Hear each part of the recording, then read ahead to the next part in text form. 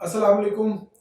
ہمارے ذہن میں بہت سے سوال ہیں اکانومی سے ریلیٹڈ. ہم نے پچھلا پوڈ کاسٹ بھی کیا جس میں ہم نے پاکستان کی اکنامک سچویشن کے اوپر بات کی کہ کیا پاکستان ڈیفالٹ کر رہا ہے یا نہیں کر رہا وغیرہ وغیرہ، یہ بس کیا ہے. تو اس سے ہم نے جو اس کا اینڈ کے لیے پروڈکٹ تھا وہ تھا کہ ہم اپنی اگر ایکسپورٹس امپروو کر لیتے ہیں، امپورٹس کم کر لیتے ہیں، تو ہم بہت سی چیزوں سے بچ سکتے ہیں، بہت سے کرائسس ہیں جن سے بچ سکتے ہیں. اس ٹاپک کو ڈسکس کرنے کے لیے ہمارے پاس اکمل صاحب موجود ہے. اکمل صاحب بہت شکریہ آپ کے ٹائم دینے کا. ان کا انٹروڈکشن ہم کرا چکے ہیں. وہ فارمر ڈیپٹی چیف ہیں اسٹیٹ بینک پاکستان کے. اسی طرح آج اسپیشلی ہمیں جوائن کیا ہے شفیق صاحب نے.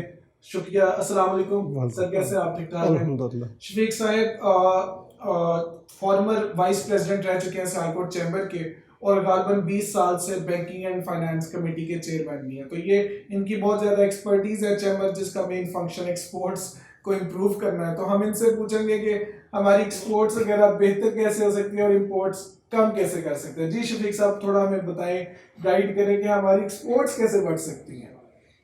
دیکھیے، جب کسی جگہ پہ کوئی کرائسس آ جاتا ہے نا، تو پھر اس کے لیے آپ کو اپنے ریسورسز کو دیکھنا پڑتا ہے کہ آپ اپنے ریسورسز کو کیسے دیکھیں گے کہ آپ کو اپنی ان پٹ آؤٹ پٹ کو بیلنس کرنا چاہیے. یہ بالکل ایسی بات ہے. جب کوئی انڈیویجول ڈیفالٹ کرتا ہے نا، تو وہ کیا کرتا ہے؟ وہ سب سے پہلے اپنے اخراجات کم کرتا ہے، نمبر 1. نمبر 2، اس کی یہ خواہش ہوتی ہے کہ وہ اپنی منیمم ایفرٹ سے اور منیمم کیپٹل سے میکسیمم پروڈیوس کر سکے. تو یہ ایک بیس لائن ہے. جس حالات میں یہ ملک اس وقت ہے، ہمیں دیکھنا یہ چاہیے کہ ہم کہاں سے اپنے فارن ایکسچینج کو بچا سکتے ہیں اور کہاں پہ ہم اس کو لا کر اپنی ایکسپورٹ کو سپورٹ کر سکتے ہیں. دیکھیں، جو چیزیں یہ امپورٹ سبسٹیٹیوشن ہے، یہ اوور نائٹ نہیں ہوگا. اس کے لیے ایک پلاننگ کی ضرورت ہے کہ آپ یہ دیکھیں کہ کون سی چیز کس مارکیٹ سے آپ منگوا رہے ہیں، کس کاسٹ پہ منگوا رہے ہیں، اور اگر وہ چیزیں آپ پاکستان کے اندر ڈیولپ کر لیں گے تو آپ کو وہ کس کاسٹ پہ اویلیبل ہوں گی. انفارچونیٹلی ہمارے ہاں ایک کلچر بن گیا پروفٹنگ کا. ہر بندہ اپنے پروفٹ کو میکسیمائز کرنا چاہ رہا ہے، irrespective آف اٹ کہ وہ یہ دیکھے کہ ملک کے لیے بھی یہ ملک ہمارا ہے. اس ملک کو اگر ہم نے نہیں سنوارنا تو اس کو باہر سے آ کے کسی نے نہیں سنوارنا. دیکھنے کی اور سوچنے والی بات یہ ہے کہ ہم ان حالات میں یہ دیکھیں کہ ہمیں اپنے آپ کو ایک کیپیسٹی کے اندر رہتے ہوئے کس طرح آگے بڑھنا ہے.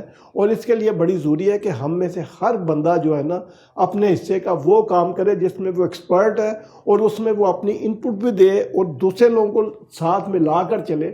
کیونکہ ایک آدمی اکیلا ہوتا ہے، لیکن اگر 10 آدمی ایک کام کر رہے ہوں تو اس میں ایک جو وہ آپ کی زیل آ جاتی ہے کولیکٹیونیس کی، وہ آپ کو ایک بڑا لیپ دے سکتی ہے. تو ان حالات میں ہمیں چاہیے کہ ایک دوسرے کا سہارا بنے، ایک دوسرے کو ساتھ لے کے چلے تاکہ ملک کو کی کام کو آگے بڑھایا جا سکے. دیکھیں، برا وقت یا اچھا وقت لائف آف نیشن میں آتا رہتا ہے، لیکن قومیں وہی ترقی کرتی ہیں جو ایک خاص لیول پہ رہتے ہوئے اپنے ریسورسز کو موبلائز کرتی ہیں اور چیزوں کو آگے لے کے جاتی ہیں. اور ہمیں بھی اس وقت یہی کرنا چاہیے کہ ہم چیزوں کو نیگیٹو افیکٹ سے نکال کے پازیٹیولی فیوچرسٹک ہو کے دیکھیں اور چیزوں کو آگے لے کے جائیں.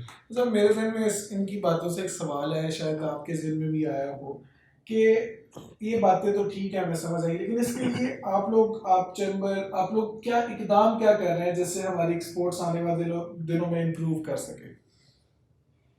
دیکھیں، دنیا کا جو سین ہے وہ بدل رہا ہے. اس وقت ہو یہ رہا ہے کہ وہ جو ہم یہاں پہ کلچر یہ تھا کہ ہمیں بیسیکلی یہ سمجھنا چاہیے کہ ایکسپورٹ ہوتی کیوں اور کس وجہ کس ملک سے کہاں ہوتی ہے.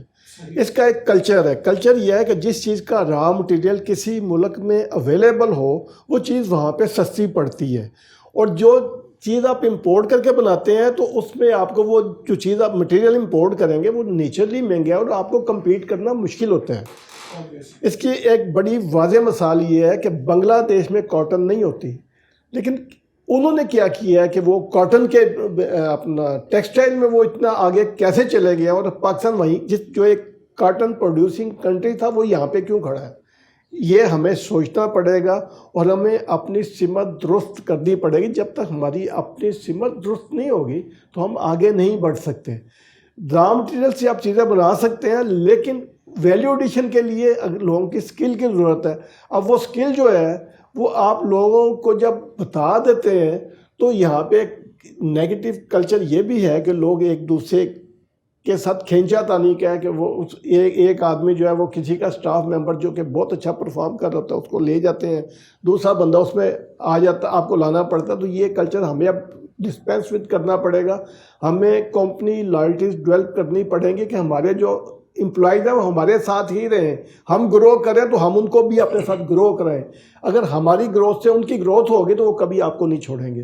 تو ہمیں اب یہ سوچنا پڑے گا کہ ہم وہ ایسا کیا کریں کہ ہم ایٹ لیسٹ بنگلہ دیش کے لیول پہ چلے جائیں.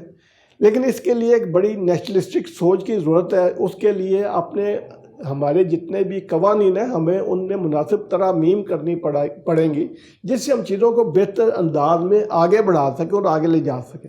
اچھا, اس میں میرے ذہن میں ایک سوال ہے. جیسے آپ نے بنگلہ دیش کا بیچ میں ذکر کیا, بنگلہ دیش انڈیپینڈنٹ ہوا 1971 میں اور وہ ہمارا حصہ تھا اور ہم سے انڈیپینڈنٹ ہوا. آج اس کی جو کرنسی ہے جو ہم پہلے استعمال کیا کرتے تھے کہ 2 ٹکے کے لوگ یا اس طرح کا ایک محاورتاً ہم بات کرتے تھے, آج ٹکے کی ویلیو روپی سے کافی زیادہ ہے.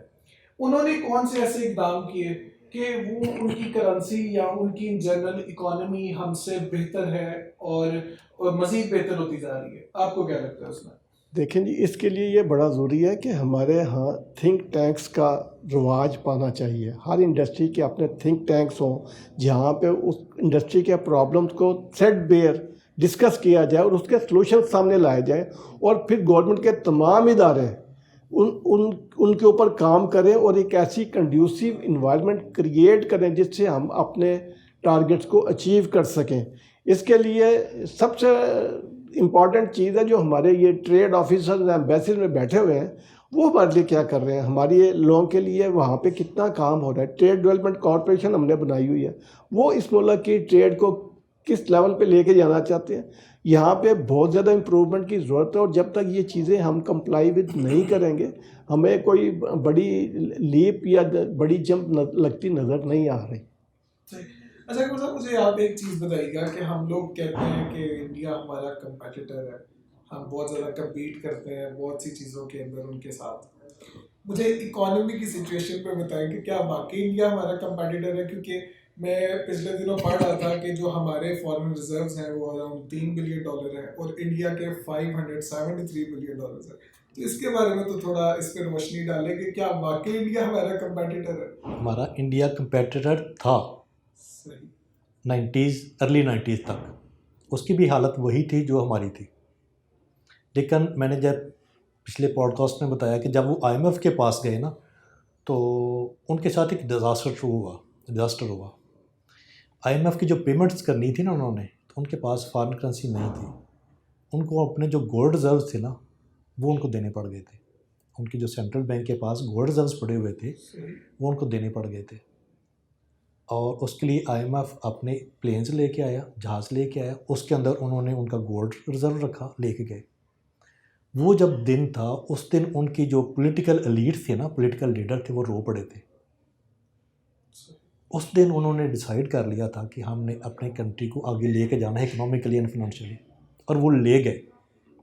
اب میں 2 باتیں آپ کو بتاتا ہوں کام کرنے میں, ٹیکنیکل تھوڑی سی ورڈ سمپل بتاؤں گا. ایک تو آپ کا ایکسپورٹیبل سرپلس ہونا چاہیے, دوسرا آپ کی امپورٹ سبسٹیٹیوشن ہونی چاہیے. اور یہ دونوں کام کیسے ہوں گے اس کے لیے ایک ورڈ بولا جاتا ہے پولیٹیکل اکانومی. جتنے بھی اکنامک ڈیسیجن ہوتے ہیں کرنے کس نے ہوتے ہیں, پولیٹیکل لیڈرز نے. اگر آپ کی کنٹری کے اندر پولیٹیکل سٹیبلٹی نہ ہو, اکنامک سٹیبلٹی پاسبل ہی نہیں ہے. اس کی بیس کیا ہے؟ اگر آپ چاہتے ہو کہ آپ فائنینشلی وائبل ہو, اکنامکلی وائبل ہو یا اسٹرانگ ہو, تو اس کے لیے بیس کیا ہے؟ Political stability. پولیٹیکل سٹیبلٹی کا کیا مطلب ہوتا ہے؟ اس کے 2-3 ماڈل ہوتے ہیں. اگر کسی کنٹری نے گرو کرنا ہو 2-3 ماڈل ہیں جو ورلڈ وائڈ ہیں. سب سے جو آسان طریقہ ہے وہ تو یہ ہے کہ ایک آٹوکریٹک بندہ بیٹھا ہو, ڈکٹیٹر بیٹھا ہو, بادشاہ بیٹھا ہو, وہ خود ڈیسیژن کرے. اس میں کیا ہوتا ہے کہ بڑی ریپڈلی آپ گروتھ کر کے اپنی اکانومی کو آگے لے جا سکتے ہو. اس میں مسئلہ کیا ہوتا ہے، جیسے کہ ہم نے دیکھا کہ ہمارے جب مارشل لا لگتے ہیں تو ہمیں فائنینشیل بریتھنگ سپیس بہتر مل جاتی ہے. کیوں؟ وہ اکیلا بندہ ڈیسیژن کر رہا ہوتا ہے، کسی سے پوچھ نہیں رہا ہوتا، جو دماغ میں آیا صبح ڈیسیژن کر دیا. ایک فیکٹر ہے. ویسے تو پاکستان کے ڈکٹیٹرشپ میں اور بھی مسئلے رہے ہیں کہ اس دور میں باہر سے فارن ایڈ ملنی زیادہ ہو جاتی ہوتی ہے. لیکن اگر آٹوکریٹک کے سسٹم کو لیا جائے اس میں گروتھ ہو سکتی ہے لیکن وہ سسٹینیبل نہیں ہوتی. سسٹینیبل ٹیکنیکل ورڈ، سسٹینیبل کا مطلب یہ ہوتا ہے کہ جو ہی اس کا رجیم ختم ہوگی، اس بادشاہ کی، اس ڈکٹیٹر کی، یا جو بھی ایک بندہ بیٹھا ہوگا، وہ حکومت ختم ہوگی، اکنامک سٹیبلٹی ساری وائپ آؤٹ ہو جائے گی. صحیح. اچھا، دوسرا ماڈل کیا ہے؟ دوسرا ماڈل یہ ہے ڈیموکریٹک ماڈل. اس میں ہمیشہ اکنامک گروتھ سلو ہوتی ہے لیکن سسٹینیبل ہوتی ہے، پائیدار ہوتی ہے. ایک پیریڈ کے اندر جو گروتھ ہوگی اگلے پیریڈ کے دوران اسی سے آگے چلے گی اور پھر اس کی سسٹینیبلٹی ہوتی رہے گی. پاکستان چونکہ ایک ڈیموکریٹک کنٹری ہے، اگر اس کو ہم نے گرو کرانا ہے تو ہم سسٹینیبل ماڈل کے اوپر کریں گے، آہستہ آہستہ کریں گے اور کنٹینیوسلی کرتے رہیں گے. اگر ہم اس کو درمیان میں ڈیموکریٹک پروسیس کو ڈیریل کرتے رہیں گے تو دنیا میں ابھی تک کوئی طریقہ ایسا ایجاد نہیں ہوا کہ آپ اکنامکلی گرو کر سکو. سر مجھے جو آپ کی باتوں سے سمجھ آئی وہ یہ ہے کہ انڈیا اور بنگلہ دیش کے درمیان جو ہمارا میجر ڈفرینس تھا that was political interference, political stability. Exactly. کہ وہ لوگ تھوڑے ان کے جو ملک ہیں وہ پولیٹیکلی زیادہ اسٹیبل ہے کمپیریٹیولی پاکستان سے. ایگزیکٹلی، بالکل ٹھیک ہے. ہم اکثر فکرہ بولتے ہیں کہ ہماری کلچر، انڈیا کا کلچر سیم، حالانکہ تھوڑے بہت اس کے فیکٹر ہے. ریلیجیس سوسائٹی ہم زیادہ ہیں ایز کمپیئر ٹو انڈیا، لیکن جو ہماری لوگوں کی عادتیں ہیں ان کی بھی وہی عادتیں ہیں. جو ہمارا لباس ہے تقریباً ان کا بھی لباس ہے. جتنے ہم پروڈکٹیو ہیں وہ بھی تقریباً اتنے ہی ان کی لیبر فورس پروڈکٹیو تھی انٹل 90s. لیکن کیا ہوا کہ ان کی جو ڈیموکریٹک پروسیس تھا وہ کنٹینیوٹی رہی. ہم سمجھتے رہے کہ شاید وہ ہمارے قریب قریب ہیں، لیکن میں نے بتایا نا کہ وہ سسٹینیبلی آگے بڑھ رہے تھے. وہ آگے بڑھتے بڑھتے بڑھتے بڑھتے آج بہت آگے نکل گئے ہیں. اس کی بیس کیا ہے؟ وہاں پولیٹیکل اسٹیبلٹی ہے. مجھے چارٹر آف اکانومی سائن کیا تھا انہوں نے. وہاں بیسیکلی کوئی اس طرح کا باہر کا بندہ کوئی آ کے حکومت کو، ڈیموکریٹک پروسیس کو ڈیریل نہیں کرتا. صحیح. ہماری ایک گورنمنٹ کے اندر جو بھی ان کا پلان ہوتا ہے کرنے کا، وہ 5 سال کے لیے پلان کرتے ہیں ایٹ لیسٹ. ان کو دیر نہیں ہونا چاہیے کہ 5 سال کے بعد الیکشن ہوگا. ہوتا کیا 2-2.5 سال کے بعد، یا زیادہ زیادہ ابھی ہم نے ریسنٹلی دیکھا 3 سال کے بعد، 3.5 سال کے بعد ڈیریل کر دیا گیا. اب پھر آپ یہ دیکھ لو ٹرمائل ہے، پولیٹیکل ٹرمائل ہے، کوئی ڈیسیژن نہیں ہو رہا. اب اگلی گورنمنٹ جب بھی آئے گی پتہ نہیں کب آئے گی، وہ کیا سوچے گی، کیا پلان کرے گی، اس کو بھی 5 سال چلنے دیں گے یا نہیں چلنے دیں گے. جب تک پولیٹیکلی آپ سٹیبل نہیں ہوگے، اکنامکلی سٹیبلٹی کا آپ دماغ سے نکال ہی تصور بھی نہ کریں. اچھا، ایک یہ فیکٹر آپ نے، یہ بڑا امپورٹنٹ فیکٹر ہے جو ڈسکس کیا. اسی طرح ایک امپورٹنٹ فیکٹر ہے جو ہم نے لاسٹ ایپیسوڈ میں ڈسکس کیا تھا کہ ایک تو ہے آپ پولیٹیکل اسٹیبلٹی ہو تو آپ کی اکانومی امپروو کر سکتی ہے. ادر دین دیٹ اگر ہم ایکسپورٹس پہ کام کریں، اور اسی طرح ایک فیکٹر ہے کہ ہم اپنی امپورٹس کام کریں.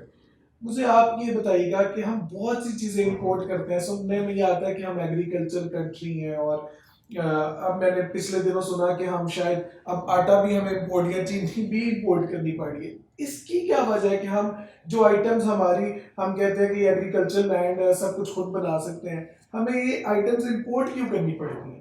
دیکھیں، اس کی ایک بیسک وجہ ہے کہ جب آپ اپنے کسان کو پراپر چیزیں نہیں دیں گے، اور اس کے پیچھے ایک پوری سائنس ہے کہ جب آپ دیکھیں انڈیا کے پاس جو پنجاب ہے نا، وہ پاکستان سے آدھا ہے. وہ 1.25 ارب 1.5 ارب لوگوں کی ضرورت گھر سے پوری کرتے ہیں، بلکہ ایکسپورٹ بھی کرتے ہیں. ویئر ایز کہ ہمارا پنجاب ان سے 1.5 گنا یا 2 دگنا ہونے کے باوجود ہم اپنے لوگوں کی کیٹر نیڈ اس لیے نہیں کر سکے کہ ہم نے کوئی نئی چیز نہیں کی. دنیا میں بہت ساری چینجز ہیں. ٹنل فارمنگ آ گئی ہے، اس کے بعد وہ ڈرپ فنس وہ آ گئی ہے، پلانٹیشن آ گئی ہے. تو اس قسم کے کام ہمیں کرنے چاہیے. پھر یہ اپنا ہمیں سوچنا پڑے گا، اپنے لوگوں کو ٹرین کرنا پڑے گا کہ وہ یہ کام کریں، ماڈرن ٹیکنیکس کو استعمال کرتے ہوئے اپنی پروڈکٹ کی پروڈیوس کی ایوریج بڑھائیں، جس سے آپ اس قابل ہو سکیں گے کہ نہ صرف آپ کے ملک کے اندر آپ اپنی سپلائز کو رکھ سکیں بلکہ آپ ایکسپورٹ بھی کر سکیں. پرابلم بیسیکلی یہ ہے کہ چونکہ ہمارے ہاں پلاننگ کا جو عنصر ہے وہ مفقود ہے. ایوب خان کے ٹینیور سے اگر باقی لوگوں کے ٹینیورس کو آپ کمپیئر کریں تو اس نے 5 سالہ منصوبہ بنایا جس کو اس نے پھر اینول ڈیولپمنٹ پلان کے حساب سے ایکسیکیوٹ کیا. ویئر کے بھٹو صاحب نے آ کے وہ 5 ایئر پلانس ختم کر دیے. اینول ڈیولپمنٹ پلان پہ ساری باتیں ہوتی تھی. اور جو سب سے بری بات ہماری حکومتوں میں ہے کہ جب ایک کام جو شروع کیا جاتا ہے جب اس کے مثبت اثرات سوسائٹی میں آنے شروع ہوتے ہیں تو نئی آنے والی گورنمنٹ وہ چیزیں سرے سے ختم کر دیتی ہے. جب تک آپ پراپر پلاننگ کر کے اور ایک لانگ ٹرم منصوبہ بنا کے اس پر چھوٹے چھوٹے حصوں پہ کام کرتے ہوئے چیزوں کو آگے لے کے نہیں جائیں گے آپ کو یہ پرابلم رہیں گے. اور اس میں یہ کہنا چاہوں گا کہ جو ہمارا کسان ہے وہ سب سے زیادہ مظلوم ہے. نہ اسے فنانسنگ ملتی ہے, نہ اس کو پراپر ٹریننگ ملتی ہے, نہ ہی اس کو یہ بتایا جاتا ہے کہ وہ اپنی پروڈکٹ کی کس طرح بڑھا سکتا ہے پروڈیوس کو, کہ وہ ایٹ لیسٹ دنیا میں کہ کمپیریزن میں تو آج ہمارا کسی ملک سے کوئی میچ نہیں ہے. اور ایسے ملک بھی اب دنیا میں ہیں جو بغیر پانی کے بھی ایگریکلچر پروڈیوس پیدا کر رہے ہیں. تو ہمیں اس پہ سوچنا چاہیے کہ وہ اگر کر سکتے تو ہم کیوں نہیں کر سکتے. ہماری یونیورسٹیز میں کیوں ان چیزوں پہ تحقیق نہیں ہوتی. یہ ایک فیکٹر ہے. دوسرا فیکٹر یہ ہے کہ اس ملک میں ایک صاحب کو ایک آئیڈیا آیا, انہوں نے ایک شوگر مل لگا لی, اس کا پلانٹ منگوایا, پھر انہوں نے یہ پلانٹ خود بنانے شروع کیے. اس ملک میں 85 شوگر ملیں لگوا دی گئی. اور ہوا اس کے ساتھ کیا کہ وہ جو کاٹن گروئنگ ایریاز سے وہاں پہ آپ نے گنا کاشت کرنا شروع کیا. اب گنے کی کاشت میں 8-9 ماہ لگتے ہیں, ویرات کے وہ 2 فصلیں آپ نہیں پوری پراپرلی کر سکتے. تو ہوا یہ ہے کہ وہ آپ نے وہ بیسک جو سٹرکچر تھا اس کو ہی ڈیمیج کر دیا. اگر بنگلہ دیش باہر سے امپورٹ کر کے کاٹن اپنی پروڈکٹ کو آگے لے جا سکتا تو ہم تو یہ چیزیں یہاں پروڈیوس کر سکتے تھے. ہمیں اپنے سسٹم میں بیلنس کو واپس ریسٹور کرنا چاہیے تاکہ ہم چیزوں کو ایک سائنٹیفک طریقے سے آگے لے جا سکیں اور چیزیں پراپرلی گرو کریں. بیسیکلی میں پھر وہی اسی پوائنٹ پہ آؤں گا. ہم عام طور پہ کہتے ہیں کہ پاکستان نے گرو کب کی تھی؟ ایوب خان کے ایرا میں. وہ بیسیکلی 10 سال ایسے تھے جب کنٹینیوٹی رہی تھی. میں نے جیسے پہلے آپ کو بتایا ایک ڈکٹیٹر جب آتا ہے نا اس کی گرو جو ہوتی ہے وہ انسسٹینیبل ہوتی ہے. 10 سال میں اس نے گرو کرایا لیکن وہ کیا ہوا؟ ریورس گیئر لگ گیا. اگر ہم اس وقت بھی 5 سال کے لیے ڈیموکریٹک گورنمنٹ آ رہی ہوتی, وہ جو گروتھ ہونی تھی وہ سسٹینیبل ہونی تھی. انہوں نے ادارے بہت سے بنائے تھے, ایجوکیشن انسٹیٹیوشن ان کو انہوں نے ڈیولپ کیا تھا جہاں ریسرچ اینڈ ڈیولپمنٹ ہونی تھی. ایگریکلچر یونیورسٹی انہوں نے بنائی تھی. اس طرح اور بھی بہت سے ادارے بنائے تھے جہاں ریسرچ ہوتی تھی. اب اس ریسرچ کو پریکٹیکلی ٹیکنالوجی میں کنورٹ کرنا ہوتا ہے. سائنس اور ٹیکنالوجی کا لنک کیا ہے؟ سائنس نے ایک پیورلی سائنٹیفک لیول کے اوپر کام کرنا ہوتا ہے. اب اس کے جو فروٹس ہوتے ہیں وہ ٹیکنالوجی ہوتی ہے. اس کو کنورٹ کرنے کے لیے ڈفرینٹ ادارے ہوتے ہیں. وہ ادارے نہ بن سکے, یہ ادارے بن جائیں گے پھر ہماری سسٹینیبل گروتھ ہوگی. ادروائز ہم ایسے ہی رہیں گے. آج ہماری جو یونیورسٹیز ریسرچ کر رہی ہیں اور نو ڈاؤٹ اچھی کر رہی ہیں لیکن اس کا جو پریکٹیکل فروٹس ہیں وہ ہمیں نہیں مل رہے. کیوں؟ پولیٹیکل جو لیڈرشپ ہے انہوں نے ان سے ادارہ بنانا ہوتا ہے جو اس ٹیکنالوجی لے کے ابھی ہم جو بیج ہے ہائیبریڈ بیج ہے وہ امپورٹ کرتے ہیں. ہائیبریڈ بیج یہاں نہیں بن رہے. فرٹیلائزر جو ہوتی ہیں وہ باہر سے آتی ہیں. پیسٹیسائڈس آپ کو پتہ ہے چائنا سے آتے ہیں. جب مین ہمارے جو ان پٹس ہیں ایگریکلچر کے وہی باہر سے آنے ہیں تو پھر کیسے آپ کی پروڈکٹیوٹی بڑھ سکتی؟ ابھی بھی آپ کی پروڈکٹیوٹی جو ہے انڈیا سے آدھی بھی نہیں ہے. انڈیا کی پروڈکٹیوٹی جو ہے پر جیڈ جو ہے پر ایکڑ جیڈ آپ سے 4 گنا 6 گنا 10 گنا تک زیادہ ہے اور چائنا کی تو بہت زیادہ ہے. اچھا میرے ذہن میں اکثر یہ سوال آتا ہے, ایک میں لے مین ہوں تو آپ مجھے وہ معاف کیجیے گا اگر کوئی سوال اس طرح کا ہو, لیکن سوال یہ آتا ہے کہ اکثر ہم یہ پروڈکٹس دیکھتے ہیں, جیسے مجھے لگتا ہے کہ کافی بھی ہم لوگ امپورٹ کرتے ہیں, کٹ کیٹ اس طرح کی چاکلیٹس ہو گئیں یا بہت سی ایسی جو اسینشلز ہیں, جو ایک تو اسینشل آئٹمس ہیں, ایک ہے کہ جو ہم ایکسٹرا چیزیں جو مجھے لگژری گوڈس مجھے اکثر سوال آتا ہے کہ ہم ایسی آئٹمس کیوں امپورٹ کرتے ہیں. اس پہ اگر ہمارا اتنا ہی مسائل ہے امپورٹ پہ تو اگر ہم اپنی لوکل انڈسٹری کو کیوں نہیں سپورٹ کرتے؟ یہ چیزیں ہمیں اس کی کیا ضرورت ہے ہمیں؟ دیکھیں ہمارے اندر نا نیشنلسٹک اسپرٹ کی کمی ہے. ہمارے ہاں چیزیں جو ہے نا ہم نیشنلی سوچتے ہی نہیں ہیں. اس ملک کا جو ٹی کا امپورٹ بل ہے وہ دیکھیں کتنا بڑا ہے. اس کو ذرا آپ کمپیئر کریں. پاکستان میں ایک کاوش ہوئی تھی مانسرا کے علاقے میں, یہ گروتھ کی گئی تھی ٹی کے پلانٹس کی اور وہ کامیاب بھی تھی. لیکن وہ اس سے آگے بڑھ کیوں نہیں سکی. یہ سوچنے والی بات ہے کہ ہماری پولیٹیکل لیڈ جو ہے وہ یہ چیزیں کیوں نہیں سوچتی. شاید وہ لوگوں کو ایک لیول سے نیچے ہی رکھنا چاہتے ہیں تاکہ لوگوں کی گروتھ نہ ہو سکے, وہ ان کو پتہ نہ لگے کہ کیا ہو رہا ہے. ویئر ایز کہ جب تک آپ کامن مین کی گروتھ میں انٹرسٹ نہیں لیں گے آپ گرو نہیں کر سکتے. یہ ایک بیسک چیز ہے کہ جس پہ ہمیں سوچنا پڑے گا کہ ہم نے چھوٹے طبقے کو کیسے بڑے لوگوں میں کنورٹ کرنا. دیکھیں ڈالر بھی آنے یا ایکسپورٹ بڑھنے یا امپورٹ, مجھے ایک سوال کی ایک چیز کی سمجھ آج تک نہیں آ سکتی کہ ہم نے یہاں پہ یہ فنانس کمپنیز کیوں کھولی تھی. فنانس کمپنیز کو لوگ جو مینیج کر رہے ہیں وہ سارے جو ہیں وہ اسپیکولیشن میں بلیو کرتے ہیں. جس ملک میں ڈالر کم آ رہے ہوں یا اس پہ مسائل ہوں تو اس میں ریگولیٹر, جس کو کہ عمران پہ بڑی تنقید ہوئی تھی کہ اس کو انہوں نے انڈیپینڈنٹ سٹیٹس دے دیا ہے کہ ایز اے ریگولیٹر وہ انڈیپینڈنٹ ہے, اس کی انڈیپینڈنس بھی کہیں نظر نہیں آ رہی. دیکھیں اگر حالات برے ہیں تو آپ کو کچھ چیزیں کرٹیل کرنا پڑے گی. ہم یہ افغانستان کے بارڈر سے پاکستان سے ڈالر کی ایکسپورٹ کو کیوں نہیں روک سکتے, ایک سوال ہے یہ. دوسری بات یہ ہے کہ کیا ریگولیٹر جو ہے وہ ان کمپنیز کو کنٹین نہیں کر سکتا ایک پیرامیٹر کے اندر. جب تک ہم اس کرنچ میں ہیں جس میں ہم یہ کہہ رہے ہیں کہ ہم نے ڈیفالٹ کر لیا, کچھ کہتے ہیں کر لیا, کچھ منسٹرز کہتے ہیں, کچھ گورنمنٹ آفیشیل بھی کہتے ہیں, لیکن ٹیکنیکلی شاید ہم نے اس طرح ڈیفالٹ نہیں کیا جس طرح کہ دنیا میں سوچا جاتا ہے.